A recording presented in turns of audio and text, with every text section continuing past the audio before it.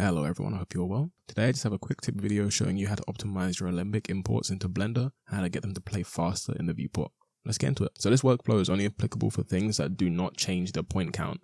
So that means if you are adding points or detracting points from the scene or simulation, then it won't be applicable. So if you have a flowing water source, so like a tap turning on, or a waterfall, you can't use this for that because of course the point count is not consistent. You can however use this for things like destruction simulations where the amount of points stay the same. So I'm going to get started and show you a quick example here.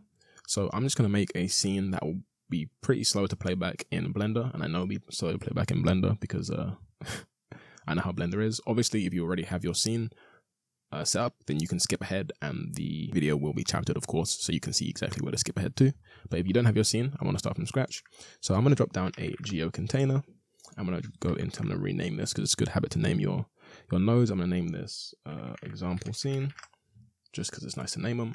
And I'm going to drop down a sphere. I'm not making any specific scene. I'm just making one I know will be slow to playback in Blender. So if you're following along, there's no secret here. It's just Blender is not the fastest at playing back Alembics. So I'm going to make a sphere. And I'm going to increase the row count and the column count to something a bit higher. So it's purposely a bit slower to about 45, 33. Just chosen arbitrarily. There's no reason for that. And then I'm going to drop down a grid. So I can have an array of spheres. I want to have an array of spheres drop down and collide off each other. So I'm going to drop down a copy to points. And I've just dragged the grid, which you can see here. If I turn points on, you can see those blue little dots are the points of the geometry. So I'm using these points to copy the spheres to, which ends up looking like this. Just turn point view off. So grid points go into the right view, right input, which is the target points, and then left input is the sphere, which is the target geometry. Cool. So this is probably not going to be laggy enough. So what I'm going to do is I'm also going to drop down a mountain node, which is why I gave the spheres more geometry. So we can get a weirder surface. And then what I'm going to do after that is I'm going to do a copy and transform node on the grid.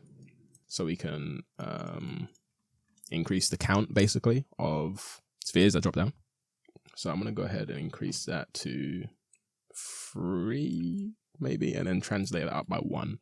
If I go to the copy of the points, you can see that I had increased that. I might give them a bit more clearance, so maybe 1.5. There we go. And I might just copy and transform like 4 layers actually. And then this is obviously too close to the floor, so I'm going to drop down a transform after my mountain node, and I'm just going to increase the translation on the y-axis. I had to think about it there because it's different in Houdini and Blender. And I'm going to increase that by like 2. Oops. And I moved on the wrong axis, and that's just because I put the transform on the wrong side. Obviously if we want to move all the layers, we'll have to do it on the grid side because that is where our points are coming from. So I'm going to drop that on this side. And to take it off of an existing line, I just grab it and wiggle it, by the way, to take it off. So I'm going to move that and move that up even more, maybe like 5. That is 55, it's a bit high. Maybe even more, just 10. And then I'm going to save, because you should always save. And then I'm going to drop down a RBD configure, so we can be more specific about our collider. And I'm going to scroll down here to where it says collision shapes, geometry representation, and leave it on convex hull because I wanted to make a weird shape. You could probably get away with having things on sphere, but the point is I'm trying to make a scene that is inefficient for Blender to read as an Alembic. So after that, I want to drop down an RBD bullet solver just because it's quite fast. We don't have constraints or proxy geometry, but those auto connect, so I'm just going to leave them. And then on the collision, I'm going to drop down a ground plane. And I do believe that these will bounce off each other, but I might just offset them to ensure it. So I'm going to go to the copy and transform node, and I'm going to translate them a little bit on the z-axis, so maybe like by 1 or maybe 0.5, so that they fall in between each other and don't balance. Cool. So I'm going to go ahead and press play. It'll probably be a little bit laggy. It is indeed quite laggy. We're going to let that fall down just to get a gist of it. And as you can see, those all fall and collide off each other and all that good stuff. So I don't need to see the whole simulation. I'm going to drop down a file cache. And I'm going to cache this out. So I'm going to name this cache Falling Rocks because they kind of look like rocks. And I'm going to make sure that is on simulation, time dependent, frame range, and I'm gonna go ahead and save to disk. So that's gone ahead and cached. I'm gonna go ahead and play that back just to see. And even in Houdini, it's still very slow, so you can tell that when we bring it into Blender, it's gonna be impossible to watch this back at the ideal speed. So we have those golden nugget looking things falling down. So we're gonna export those out to Blender now. I'm gonna drop down a ROP Alembic Output. I'm gonna leave it on render current frame on the first frame. I'm gonna make sure you're on the first frame, and then I'm gonna rename it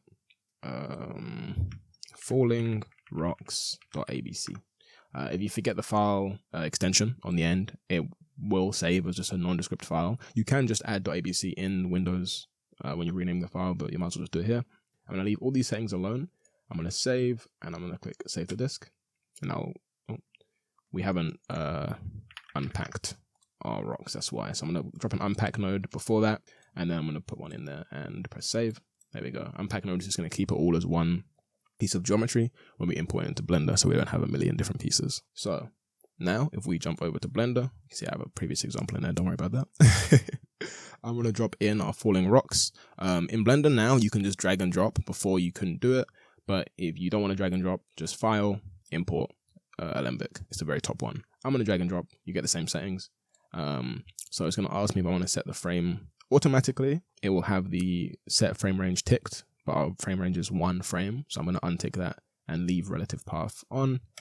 And then we have our rocks, which is no animation, which is what we want.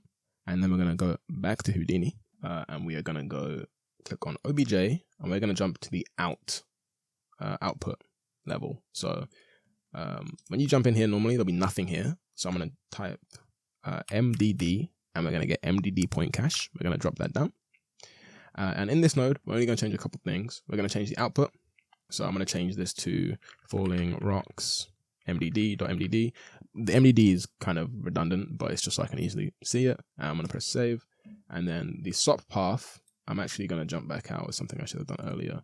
And I'm going to drop a null named out. And that will be my last. I just color them black because I always color my outputs black. If you want to do that, just click on the node you want, press C, choose your color. Works for any node. The reason that I'm making this null from the last edited node is so that if I make any changes, I don't have to then like come back. It's like if I put I don't know, an assemble or something after my unpack, I don't need to come back and change it from unpack to assemble. I can just leave it on out. And that'll make sense in a second if you didn't understand that. So on the out, we're going to choose our SOP path. I'll put it in all caps because it will always come up at the top. So there's my example scene, out. And if I didn't have that out node, then I would be looking for the last one, which I think was the unpack. And then let's say you change it, now you're going to have to look for the assemble. So just keep it on an out node, an output node. You can name it whatever you want. It doesn't have to be out. Just make sure it's in all caps. So now we have our MDD set up. We have the output file we want. We have our scene. What we're going to do now is change it to render frame range. And we're going to save and render to disk. So that is finished outputting. And we will be left with a Alembic version and an MDD version. So I'm going to jump back into Blender. And here we have our static first frame. What we're going to do is we're going to come over to add modifier. So the modifier tab here, this little wrench. Add a modifier, and I'm going to search MDD. Or sorry, and this is called mesh deform. So mesh cache. So there's mesh deform, sorry. And there's mesh sequence cache, and there's mesh cache. We're just going to drop down a mesh cache. The format automatically is MDD. All we need to do here is set a file path. Go to where our project file is and choose our MDD version. So falling rocks MDD.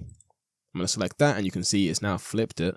I'm going to change the axis mapping. You can just rotate that on any axis you want, but I'm going to change that to, I think it's plus Z plus X. There we go. Just to correct that from Houdini.